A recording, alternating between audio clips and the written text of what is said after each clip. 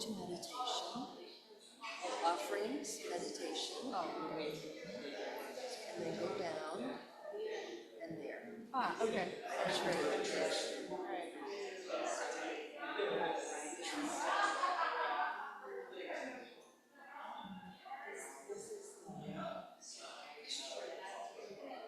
There it goes. Everyone in the community room, come on in. We're starting. Yeah, there you are. Lecture cats. There's set.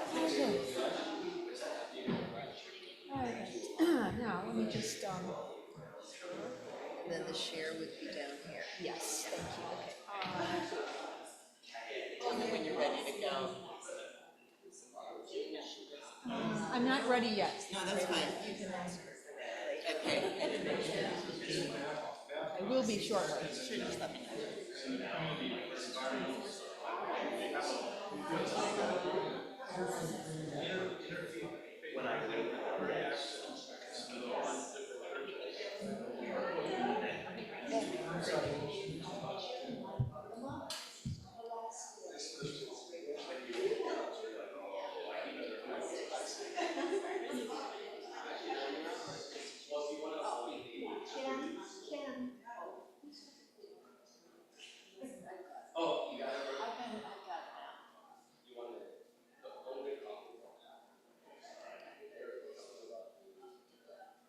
Okay, Blair, I got you.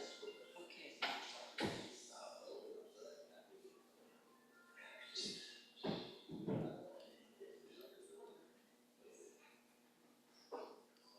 I'm almost ready.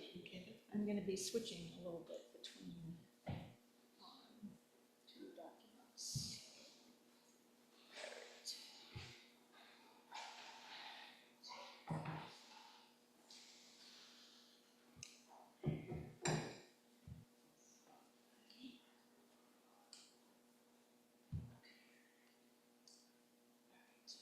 Should I share now?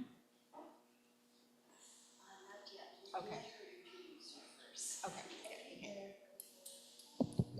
Good morning. I'm Blair Barber from the Earth Stewards, and I welcome you here to have the pleasure of hearing Adrian Ayres Fisher speak with us on the topic of tree, serpent, and Buddha's footprints. I'll just introduce her and also invite you to stay for the kinship hour afterwards if you have questions. She'll be around. So with degrees in English and education and training in botany, horticulture, and natural area restoration, Adrian educates us about, I'm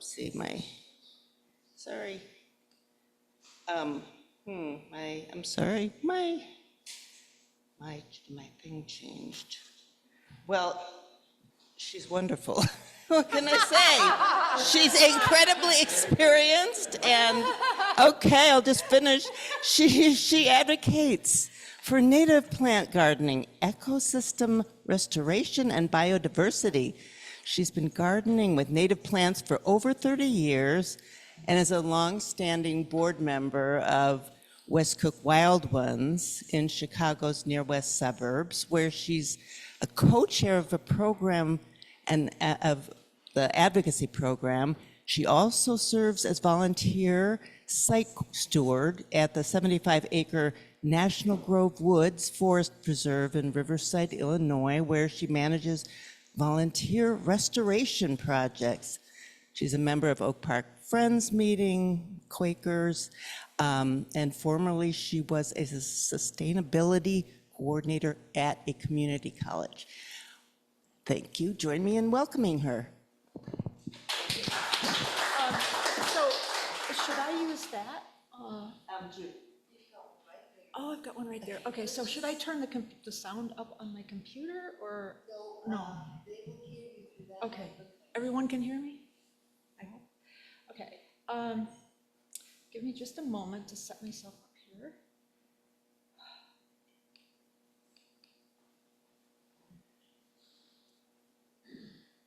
And, sorry.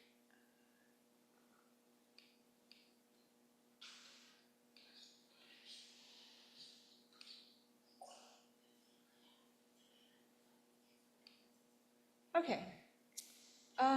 So, I'm going to start. The title of this talk is Tree, Serpent, and Buddhist Footprints. Can everyone hear me? Is everyone, okay. I'll tell you a little bit about myself. Blair did a beautiful job of summarizing. In short, I spend most of my time thinking about and working with plants and ecosystems, and I don't see a difference much between the act of gardening and the act of natural area restoration. So this talk is going to be a little bit about this. And what is surprising to me is that I'm here. I was innocently tending a fire in Thatcher Woods one morning, one cold morning. And I got to talking with Blair and Marnie, and they said, "So would you like to come do a Dharma talk at the Zen Center?" And I was like, "What?" So here I am. So I did visit once and participated before I came here for this talk. And I am used to being quiet because I am a Quaker and I belong to every Sunday morning at about 10 o'clock, there we are sitting silently in a gathered meeting. So this is actually a little more active than I'm accustomed to. But anyway, I will move on because you'll be hearing more about me and my experiences as I talk.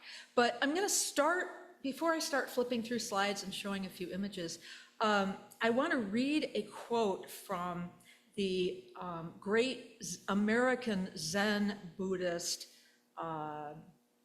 poet and essayist Gary Snyder, who in one of his essays in this very book, The Practice of the Wild, which came out in the early 1990s, maybe some of you have read it, he says that in Western culture, books are our grandparents.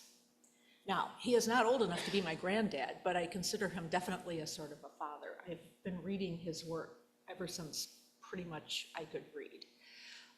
So in one section, and this will introduce a little bit the theme of my talk, he writes, "There is a verse chanted by Zen Buddhists called the Four Great Vows. The first line goes, 'Sentient beings are numberless. I vow to save them.'" And that sounds a little bit like what we were saying this morning. Sujo Muhen Segando. It's a bit daunting to announce this intention aloud to the universe daily. This vow stalked me for several years and finally pounced. I realized that I had vowed to let the sentient beings save me. In a similar way, the precept against taking life, against causing harm, doesn't stop in the negative. It is urging us to give life, to undo harm. And I can truly say that this happened to me. I had this experience over years. So now I will move on and we will start the talk. Last fall, the name of this essay, or this talk, is actually based on the name of a very wonderful exhibition at the Metropolitan Museum of Art in New York called Tree and Serpent, Early Buddhist Art in India. And it was from the time period of approximately 200 BC, or BCE we say now, to approximately 400 CE, or Common Era. And I happened to, I love art. My husband and I are people who never outgrew our nerdy love of museums as children. We love museums and libraries and all kinds of places like that, in addition to nature and being outside. And so I read a review of this exhibit at the Metropolitan Museum of Art, and I got so excited. Early Indian Buddhist art. my time period, I happened to study classical civilizations as a undergrad, and hey, you know, right around 2,000 years ago, I'm there. And so I read about it, and it said, you know, this exhibit took 10 years to put together, and the senior curator wrote this book about it, and it brought pieces from India across like 10 states, some of which had only recently been excavated, and most had never been seen in the US, and probably will never be seen again. Now, as it happens, my husband and I, since we've retired, have indulged in being able to travel to various places specifically to see art exhibits or hear concerts that we know aren't going to get to Chicago. Chicago is a great city, but you know, some things just aren't going to get here. So we decided to go to New York, which we did. And the Metropolitan Museum of Art is, I don't know if any of you have been there. Those of you who have, it's big enough to hold a whole Egyptian temple. You know, it's just like, oh my goodness, you know, you can get lost there for days. And in the first floor, they were having a giant Degas and Manet exhibit, which was, I love their art. I have seen their art on many occasions, and it was so crowded I couldn't stand it. So I ran away, and we went upstairs, and there, blessedly quiet, blessedly uncrowded, although one wishes more people would have been interested, was Tree and Serpent. And these are images of how it was to go in. It was very striking, you know, the gold and the charcoal gray, and it was arranged, and I later read an interview with John Guy, the senior curator, that it was arranged as though it was, the center was a stupa, a place of worship, and it had actual relics in it, and it had a tape of monks from a New York Sangha came and blessed the exhibit and chanted, and so they allowed the Met to record them, and then so when you went into this central area, you heard the chanting as you were looking, admiring the relics. And around it were 8 rooms full of just some of the most amazing carvings I had ever seen in my life, in sandstone and limestone. And they had other things too, some coins and some amazing gold jewelry. These people who lived in those days were not fooling around about their jewelry, I'm here to tell you. And you'll see some examples. I mean, I didn't take examples, and before we go any further, I should say that the photos in this, besides these, and a couple others, I have taken the photos myself from a book, the catalog, which I'll tell you more about, because they are very restricted. The Met site does not even have photos of some of the things I wanted to show. And I'm announcing right now that I'm using them for an educational purposes only. I am not changing them, altering them in any way, and I hope that they will be covered under the fair use jurisdiction. So anyway, to go on. So I'm going to go through a little bit of history because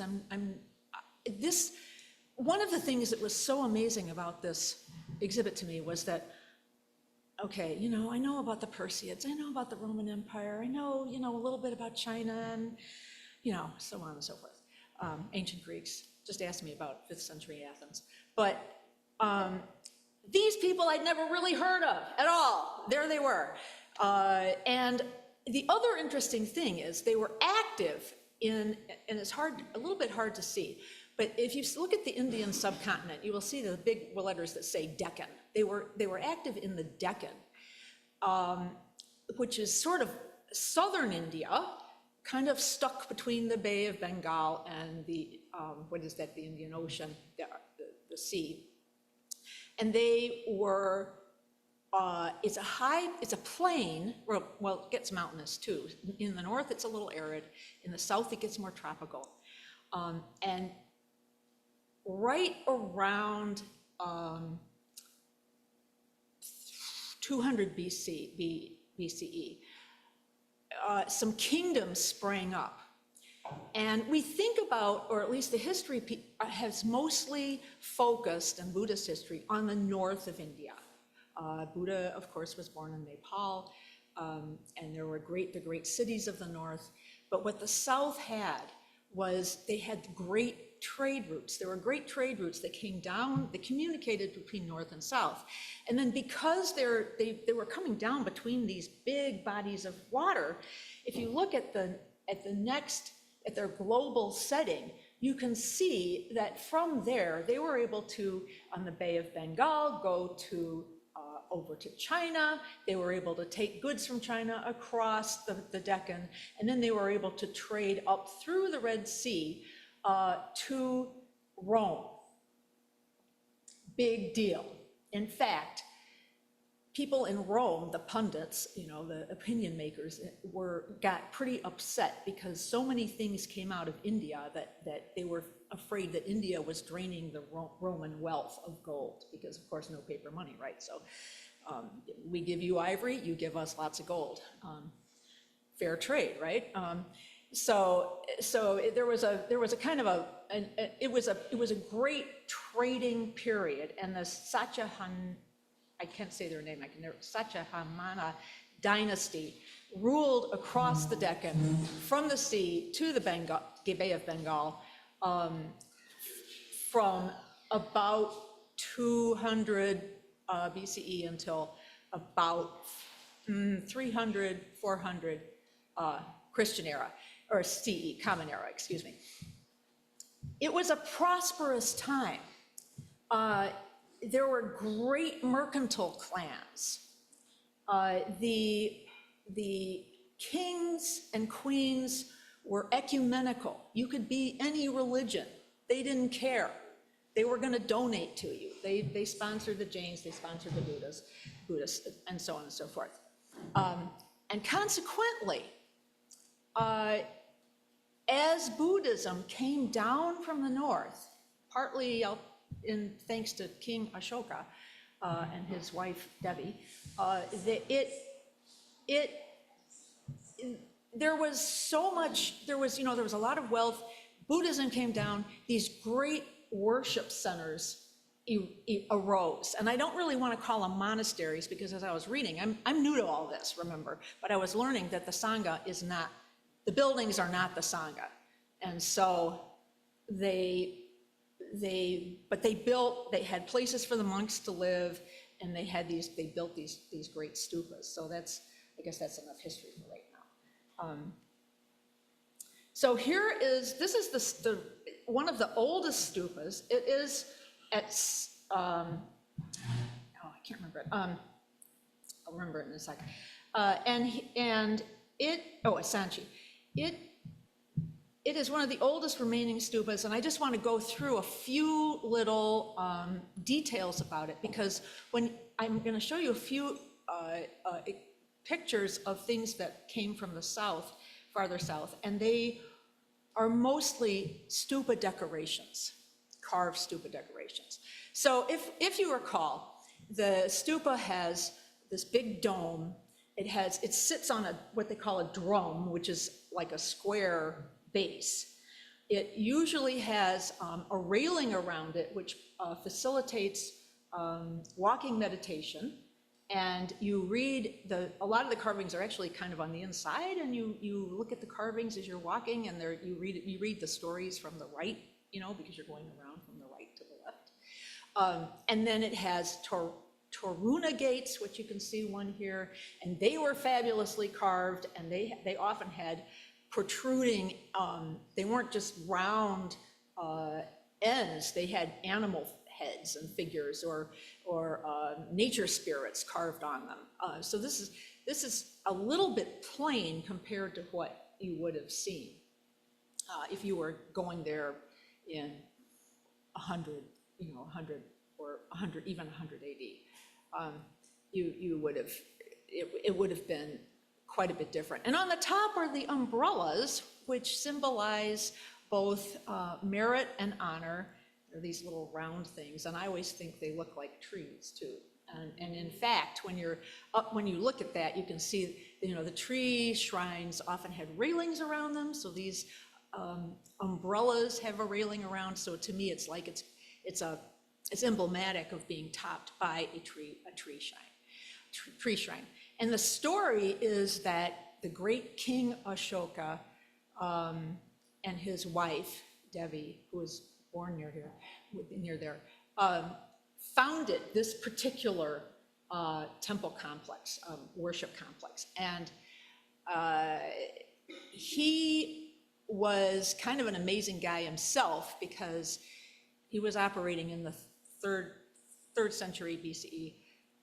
He was considered to be a Buddhist king, and he went around putting up edicts and pillars all over India, everywhere he had some influence, saying things like, take care of all of these animals, don't burn the forest, take care of the environment. He was putting these things up on his pillars all around. So he was, there's a lot of dispute about, which part is true and which part isn't true, but it's a beautiful story, a founding story, and it does help explain how Buddhism actually moved into the south of India.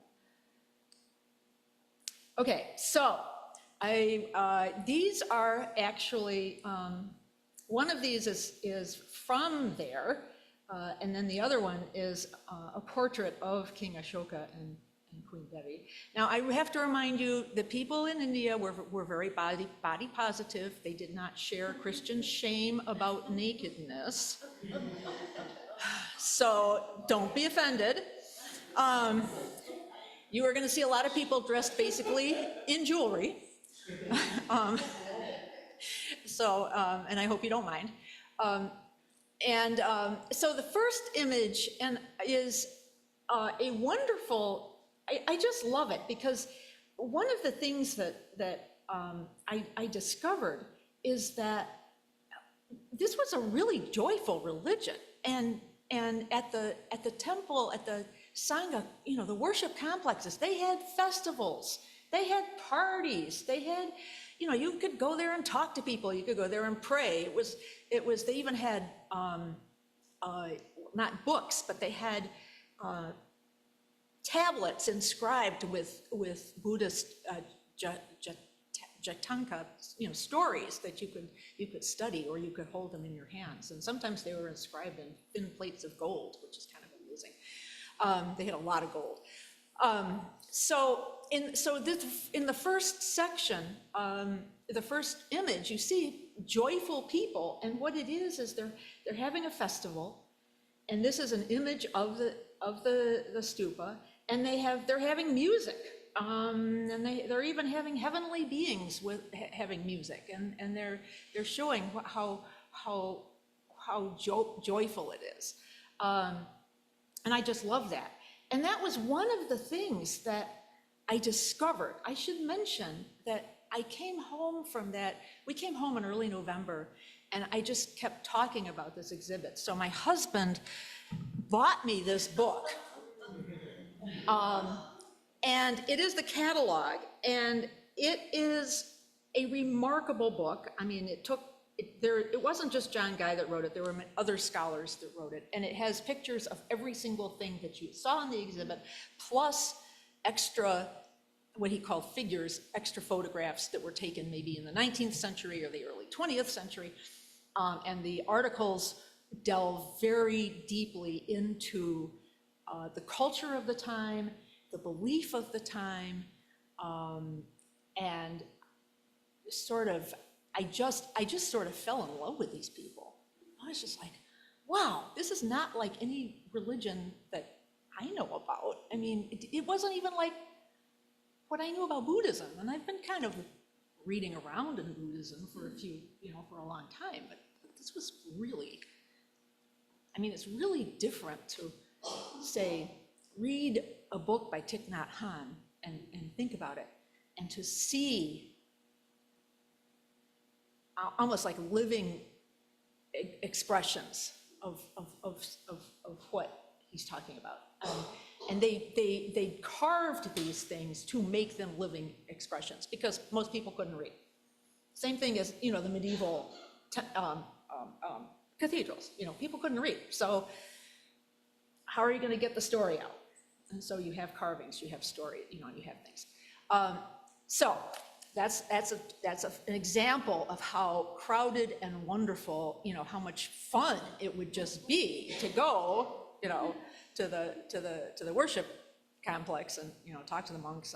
And then the other one is somewhat earlier. It's described in the catalog as being a little bit naive, not quite as finely finished and wonderful as some of the other art, which I will see a couple examples. But this is, as I said, this is King Ashoka. This is his wife, Devi.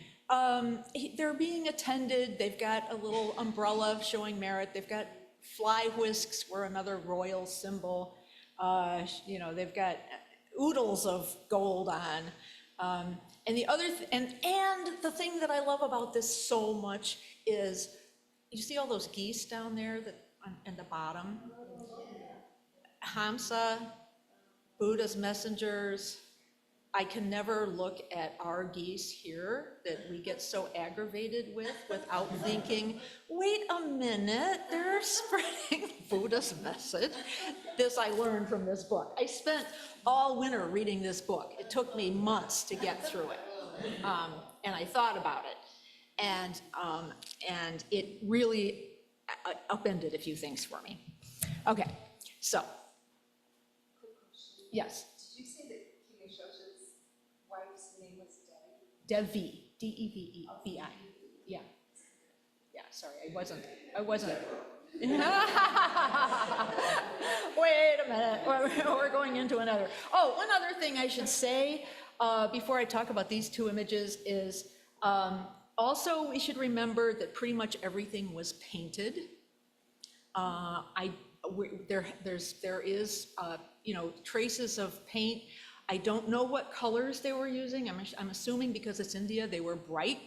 And this was, so when you look at these plain, on the right there's sandstone, on the left there's limestone, you know, you have to remember they were painted. So you're walking up to this stupa, which as a reminder was actually solid. You couldn't go inside of it. It had relics inside of it, which is that whole story of how the relics got divided up and the Nagas were involved, but I'll get into that. But it's a very different way of thinking about things. I have been fortunate enough to see reproductions of Greek statuary painted the way the Greeks would have painted it. And it's startling. I mean, if you think, you know, okay, white marble naked man, only painted in lifelike tones. Whoa, right?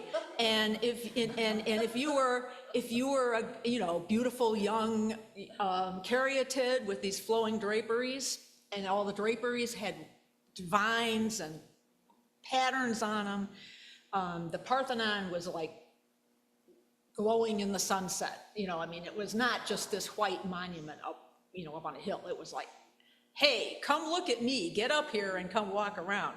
And for someone from the hinterland, if you, in the flickering light of lamps, because no electricity, the figures arranged about the courtyards, both here and in ancient Greece, would have been almost lifelike. So if you were from the hinterland and you hadn't been there, it would be maybe like going to the Omnimax for the first time. I mean, wow, man. So just remember that, okay? Because here we can look at these images and it's like, you know, kind of dull limestone. And the cathedrals and medieval cathedrals were the same way. I went to Ely in East Anglia and in England on this very gloomy, rainy day, as it gets there on many occasions. And I went inside the cathedral and they had actually, and it's beautiful limestone. It's just the most beautiful, beautiful cathedral, and it soars and you start feeling holy right when you're standing in there. But they had painted parts of it in the original purples with the gold fleur-de-lis and patterns. And again, it's like you're standing there and you're wishing that they had painted the whole place. because when you went in, it was just like, it was just, it's transformational. And so we have to think, remember that all these people that lived before us, they liked color, they liked action, they liked beauty.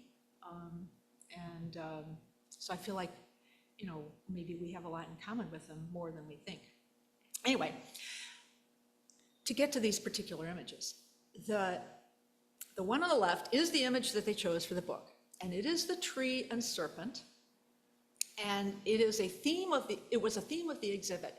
And there's some very remarkable things about this picture, or it was what they call a stupa panel.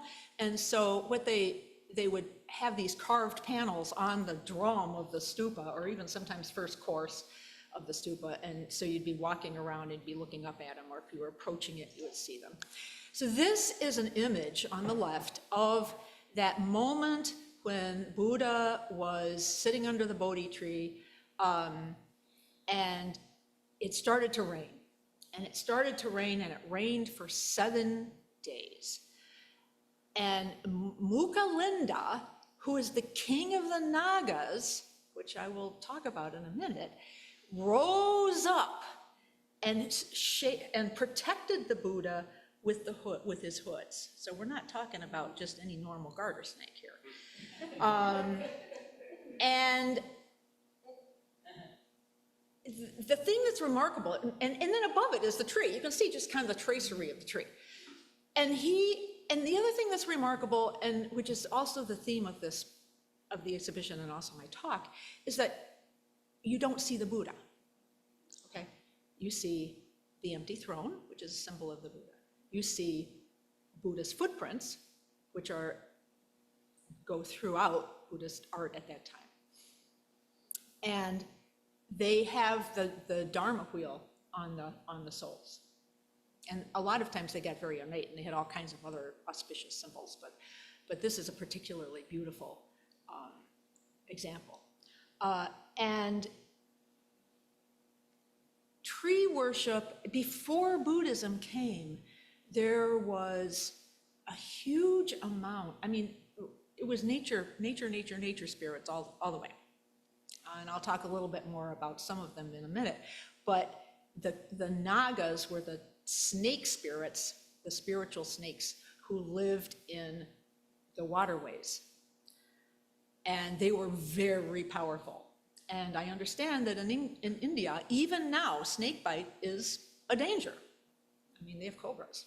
We have cottonmouths, but we don't have cobras. And so people prayed to them. They were considered to be extremely powerful.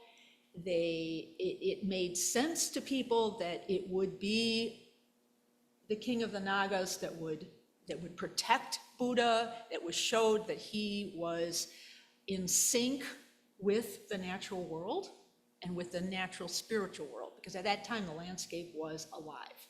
Okay, there was no distinction between landscape and supernatural. Every tree had its spirit.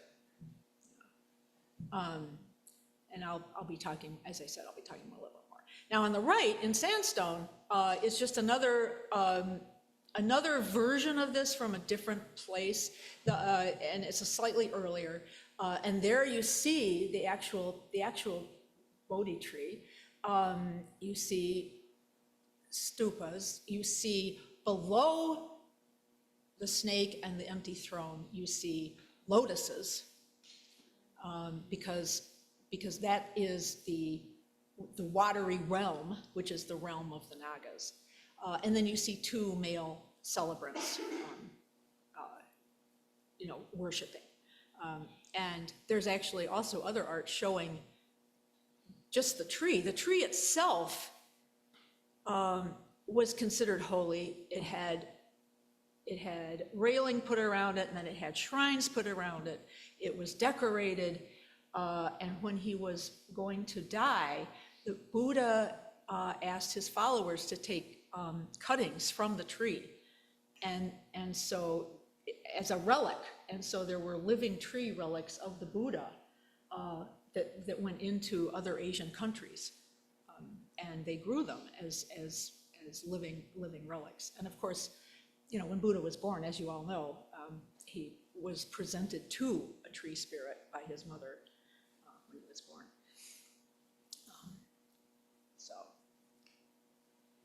So to get back to the nature spirits, before Buddhism, nature spirits were scary, okay? Nature is scary. We don't think about it, but nature is not your Disney friend, okay? And there were two kind of really scary kind of nature deities. One was Hariti, who's the lady the very buxom lady on the left. And she was an ogress. She was the one who stole your child away if smallpox was coming through the village, okay? She was the one who made your child fail to thrive. She was the one who made your child starve or die in an accident. She was just stealing children right and left. Buddha came along, this is the story, he gave her pomegranate to eat. And she changed her ways. She became a maternal figure. She became a savior of children. And I can't help but comparing that with the pomegranate story that most of us learned when we were children about poor Persephone. There she is. It's her fault we have winter, right? Because she ate 6 pomegranate seeds when she was down in Hades with So I mean, transforming someone into a loving deity and punishing this poor young woman for being abducted and eating pomegranates. I mean, let's think about that. So that happened, and that's emblematic of what happened. Was the Buddhists, as far as I can determine, were applying the first precept to nature deities. They weren't trying to shut down the nature cults. They weren't trying to kill witches, as the Christians did, the medicine women who were called witches in the Middle Ages. They weren't trying to cut down the ancient oak groves of the Celtic Druids. They were said, hey, let's deal with this. Here we are. We're all in nature. And first precept. So the other guy who's standing, that's an old picture from the 19th century of a guy, of the king, this is her husband, Kubera.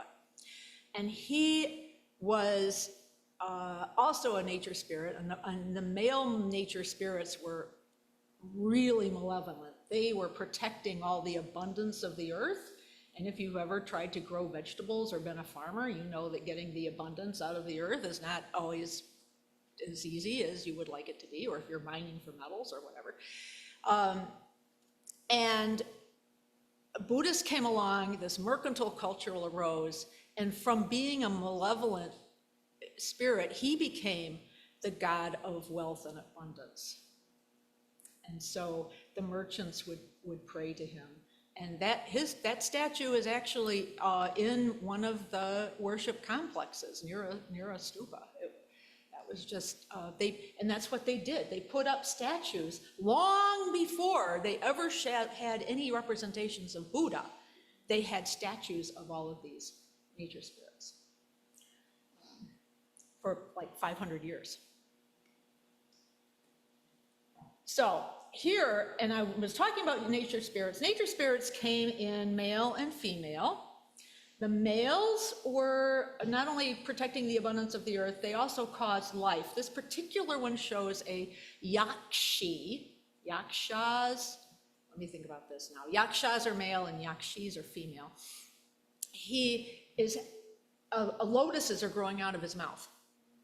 And he's got lotuses around, and he's got all kinds of vegetal growth, and he is, the male ones always have pointed ears, to show that they're not human. And and it's just a lovely, lovely panel that you would have seen this as you were circumambulating the stupa, doing your meditative walking. And on the right is the yakshi, the female nature spirit, and they were fertility, growth, abundance in a different way. And they're frequently portrayed holding on to trees. This is Buddha's mother gave birth holding on to a tree, standing up, and this is considered like an echo of that. And she would have been on the top of one of those crossbars. She would have been on the end of one of those crossbars of the Taruna gate. So it's amazing to me how from the first precept to the idea of all the sentient beings, to the idea that sentient beings include all of nature, including the supernatural parts of nature, including the dangerous parts of nature. And we expand the Sangha, completely, through the magic of compassion. So, let's see where we're at. Okay, I better hurry up. Okay, so this is a later, this was from, I think, the third century CE. This is Sri Lakshmi, who was one of, besides Hariti, one of the principal goddesses that were around in Buddhism. And here you can see from how she's arrayed and how she's a symbol of fecundity, a symbol of abundance. And the thing that's really remarkable about this is considered a true, one of the great world masterpieces, by the way. On the backside, it's all vegetation. It's lotuses. There's two peacocks that symbolize the monsoon coming. And the monsoon from June to October was very important. And in the Deccan, which could be, it was kind of high, kind of dry land, a lot of it. It was really important. Water was a big deal. And there's a lot of rivers there, but that rainy season was really important. And so you see the lotus, you see the peacocks, and you see how her body is basically emerging out of the natural world. And at other times she could go back into the natural world and you wouldn't see her. So that's just a very a beautiful and important piece. And of course it would have been painted. And to Western eyes, it maybe looks somewhat salacious, but it's not entirely meant that way. It's just meant to be the way nature is.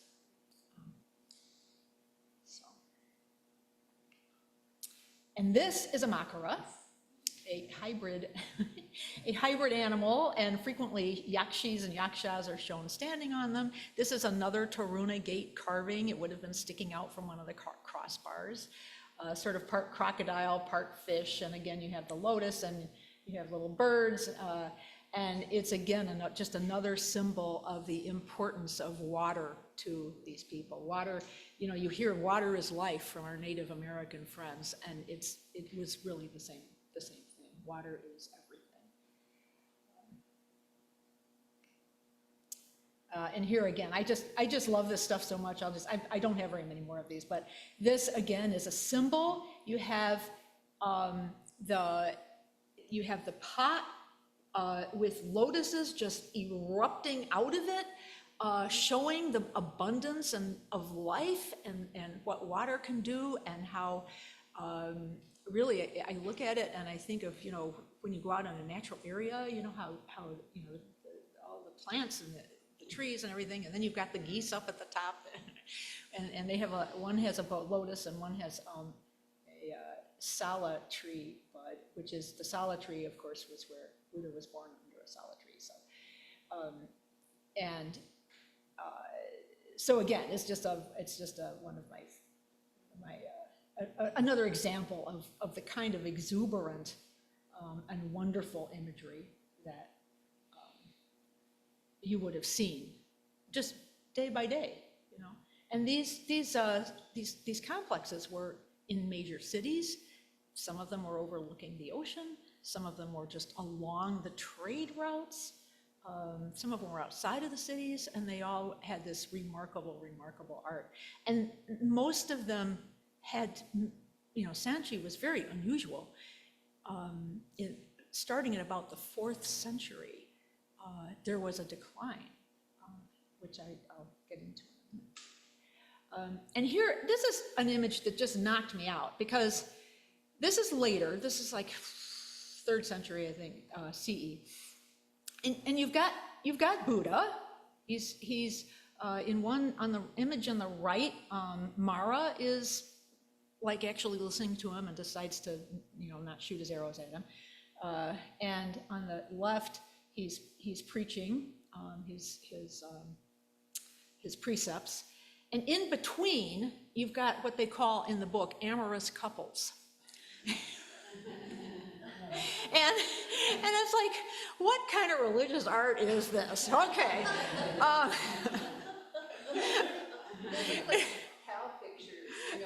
Yeah, right. They're just happy together. They're just being friendly, hanging out, and they could be yakshis and yakshas, and or they could just be regular folks. You don't know, and they don't say in the book.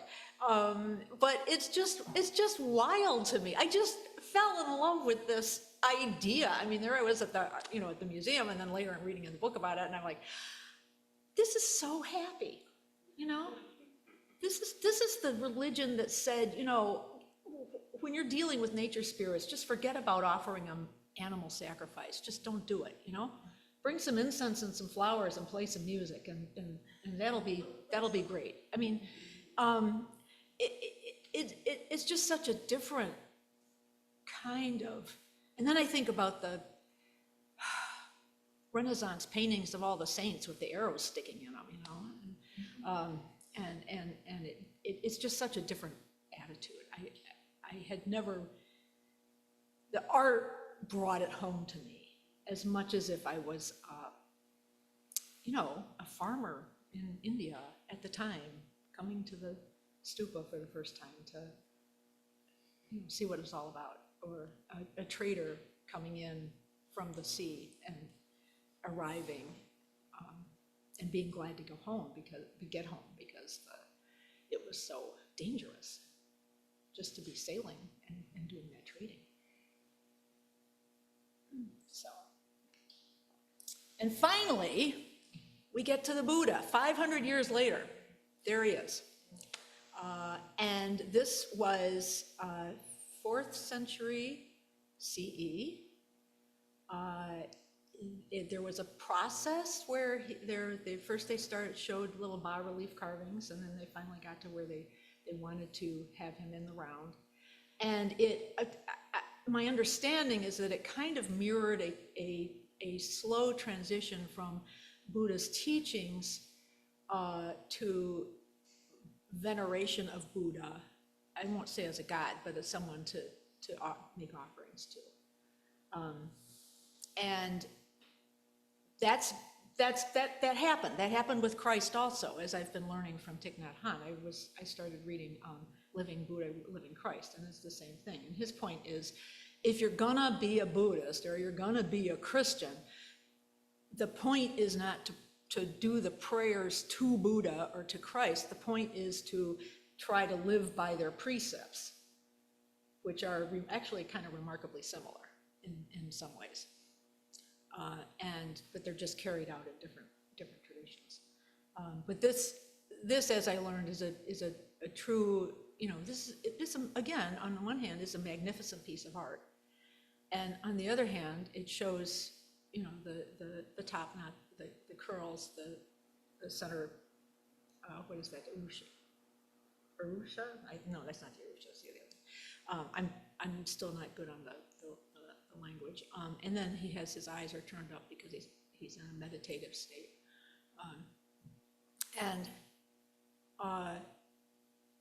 At this time, the dynasty that was controlling this whole swath of the 4th century India was overthrown by another group of royals, or who wanted to be royals, became royals. And they were not friendly to Buddhism. The dynasty, as I said, they weren't Buddhists, but a lot of their women donated. Women were very important donators. Made donations to the stupas, to stupa decorations. The mercantile families made important. You were gaining merit by donating and these beautiful pieces to help these be places of not only of worship, but of culture and beauty and learning and refuges in a true sense. And so they were defeated, and at the same time, the Roman Empire was not what it had been.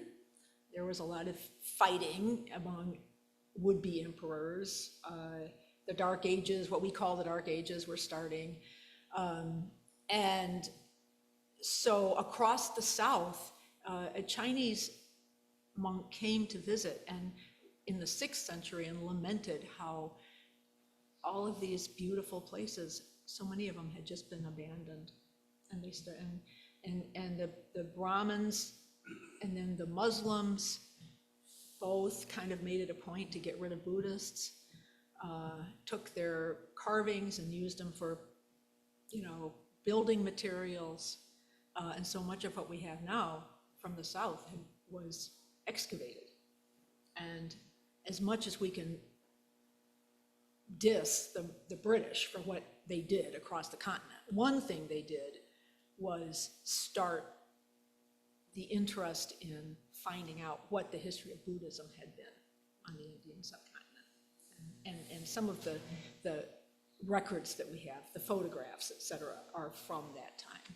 So, but I like to think those weren't the British people that were doing some of the other things that the British overlords were doing. They were trying to, they were trying to help. They were just people. So anyway, I have a picture. This is the end of the images. This is a peepal tree, which is the kind of tree that Buddha would have sat under on the left. And on the right is a swamp right oak, Quercus bicolor, which is a picture I took at National Grove, right down, that's my forest preserve. That was last year. And I'm kind of going to sort of jump into kind of a free form here because I had some quotes, and I cannot access that document now because I had a different idea of how we were going to set up. But for me, I started thinking about Buddhist footprints in terms of they're everywhere. And that's kind of a cool thing. Wherever you go, and I'm talking specific, and of course my theme is the first precept right now. Wherever you go, if you are out in nature, if you are helping take care of nature, if you are thinking about the trees and the plants and the animals that you are seeing, you've been imprinted right there by Buddha's footprints. And it doesn't. You don't have to travel to India. You don't have to travel to Nepal. You don't have to do any of that. I mean, here we are, right here. And I started thinking about, could I find Buddha's footprints among the writers and thinkers that have been so influential on me? And I realized that I could. For example, Robin Wall Kimmerer, in her book Braiding Sweetgrass, which I know some of you have read, she talks about how in her language, in the Potawatomi language, entities, living beings, are not objects. Okay, their language uses verbs, not nouns, to describe living beings. So when we talk about, in English, we talk about the river. Okay, there's a river over there, that thing over there. We're dividing up the Colorado River right now, where we're trying to figure out who's going to get how much water, and are we even going to leave any water in the river, right? Okay, so to the Native people, the river is an entity in the process of being a river. It doesn't have a self. It's not an object. And that river, that entity in the process of being a river, includes the water, the animals, the plants, the fish, the rocks at the bottom of the river, the trees that grow along the side of the river, maybe if you're in the Pacific Northwest, the salmon that go back upstream to mate, and the bears that come down to eat the dead salmon, You know, there's a lot going on to being a river. And here we have the Des Plaines River, which has a different history. You know, it was a prairie river, and it was 5 inches deep, and it was very, very wide, and beaver lived there, and that was the river. And now it's a channelized strip that mostly goes among concrete. It doesn't go around, but there's a lot of concrete around it. So to me, that is so close to the idea of non-being, or the idea of non-self.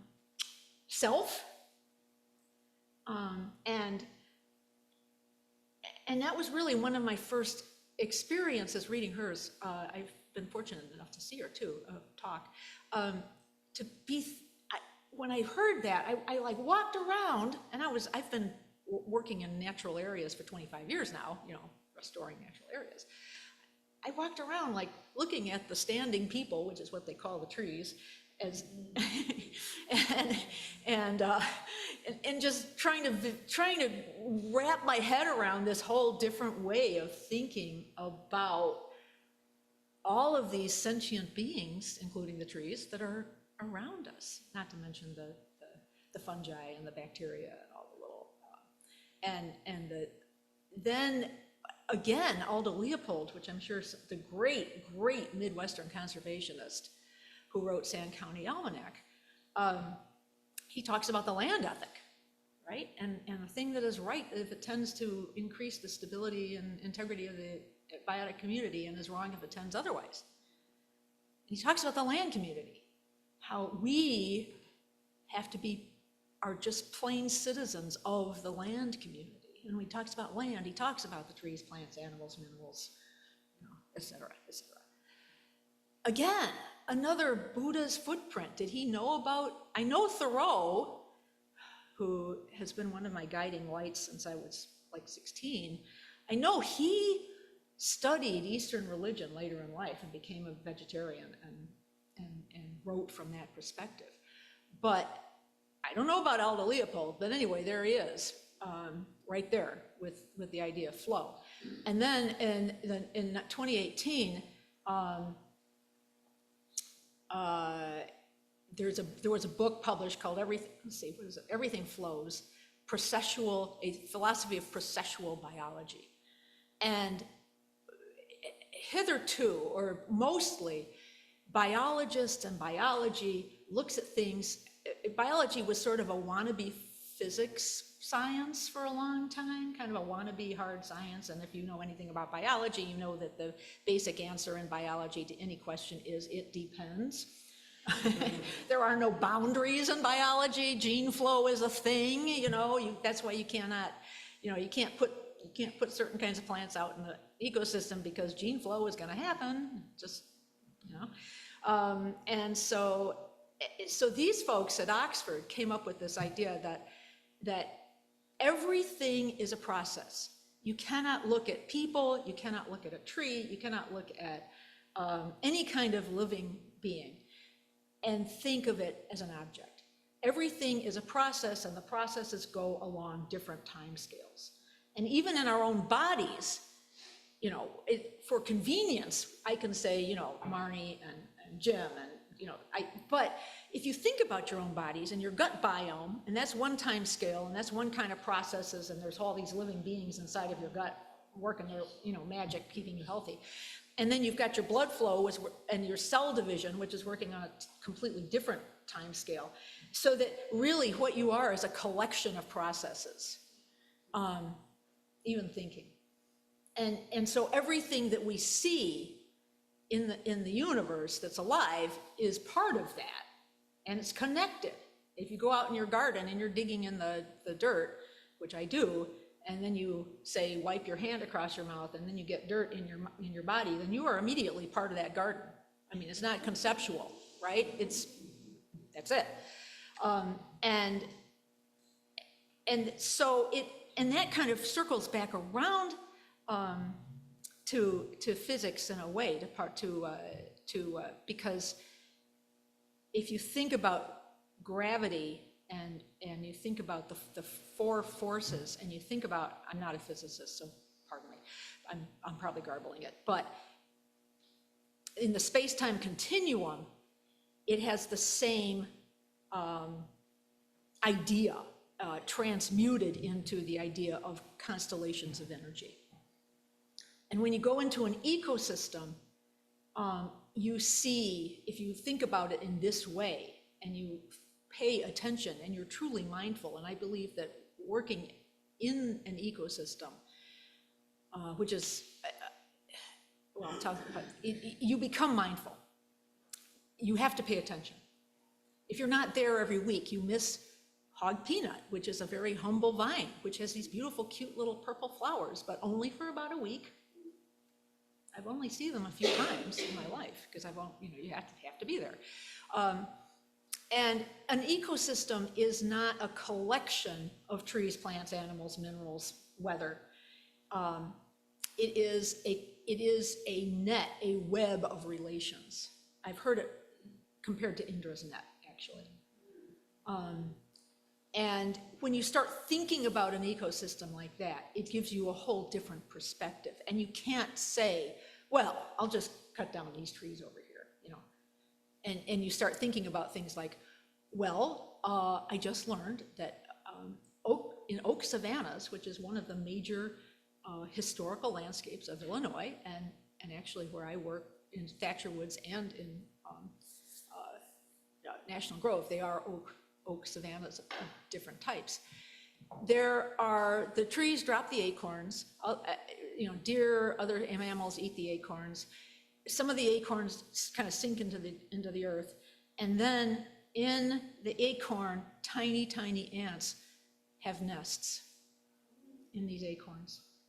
The acorns are this big, think about, and they're all connected. And there's a sedge called Pennsylvania oak sedge, which grows in Illinois, that is also connected with that and with the ant complex. And so everything is connected. So when Thich Nhat Hanh says he looks at a flower and he sees non-flower elements, time, space, weather, minerals, and I look at an ecosystem and I see all of that, and I see, if I look at a flower and I see the bee that's foraging on the flower to feed its children, and I see the roots going down into the soil and interacting with all of the soil creatures, the biome, the bacteria, the little arthropods, and I think about all of that going on, and the only way you can relate to it, yes, science is very, very valuable, but it's also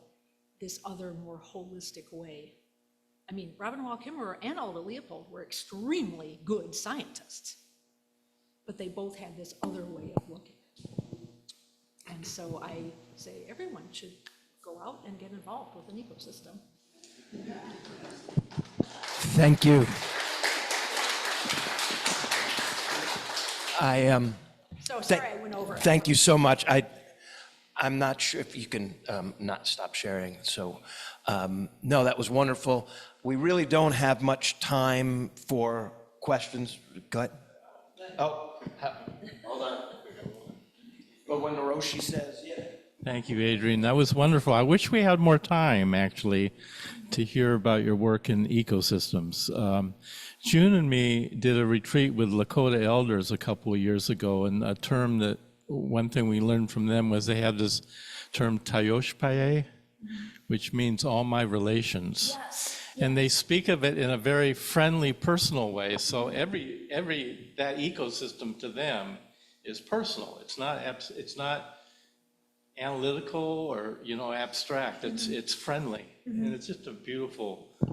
So I loved your talk this morning, and wish we had more time to hear about your work.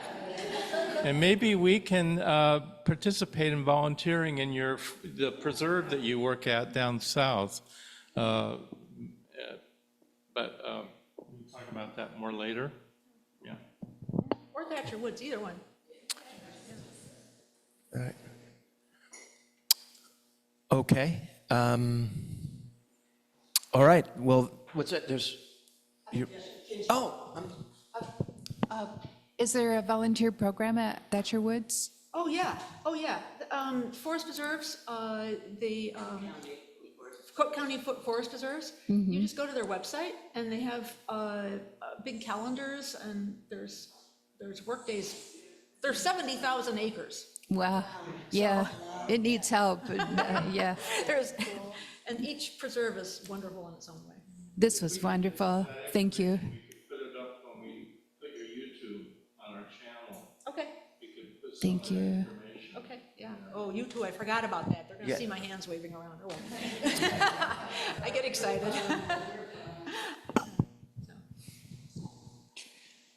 Thank you so much. One of the things that came up for me was thinking about nature as being personal, being part of me, makes it so much more difficult to see what's going on in the world today. I mean, it's another one of the things that we have to struggle with, is that we're seeing the earth being torn up and, you know, everything like that. And that, so, I mean, in a way, I'd like to see it not be part of me, you know, because then I don't have to worry about it. Yeah, and I bet a Yeah. lot of people think that way. I bet they do. Yeah.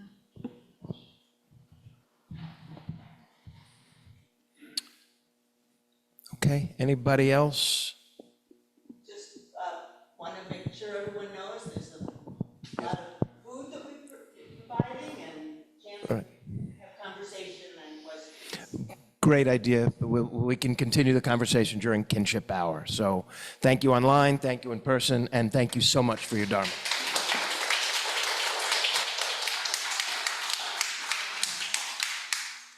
Well, thank you all for inviting me.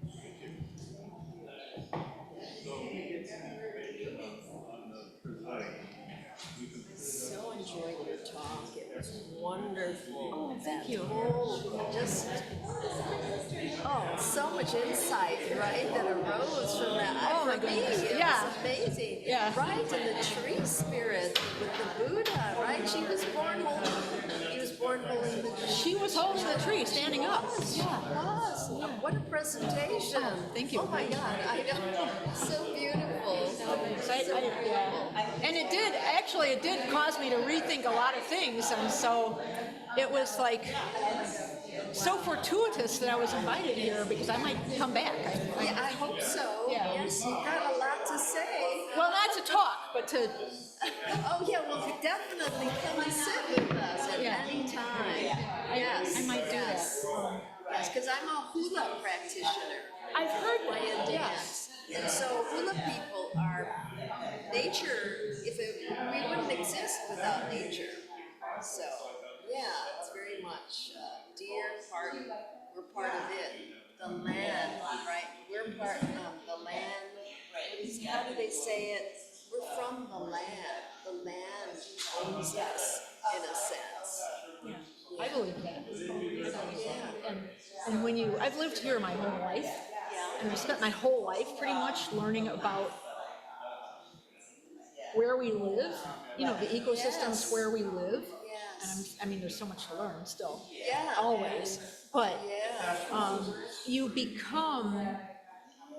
you really become spiritually, if you become rooted, you do become part of it. Yes, yes, yes, yes. Yeah. It shapes you. Yeah, it shapes, yeah. But you came from Hawaii? I did. From Hawaiian Island, big on the volcano wing. So that must have been quite different for you. Oh, yeah, very different, very different. But, you know, I feel like I've been here 20 years. Yeah. So, you know, this is Oh, you're still in, yeah. you're so. Anyway, there's so much I have to learn. Yeah, I spend